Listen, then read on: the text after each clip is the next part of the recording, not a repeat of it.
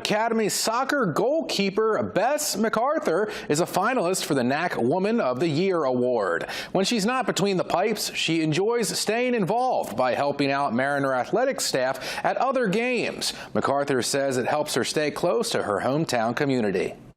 Playing your sport is all well and good, but if you're not, if you're not connected with everybody else in the department, with it being such a small school, it's pretty difficult to not be connected in some form or fashion with your fellow Mariner athletics members. But getting involved with the games, I find that to be far more enjoyable than just simply sitting in the stands and watching. Here are the finalists joining MacArthur on the Woman of the Year list. Nominees for the NAC Man of the Year award have also been posted. The winners of both awards will be announced in early July.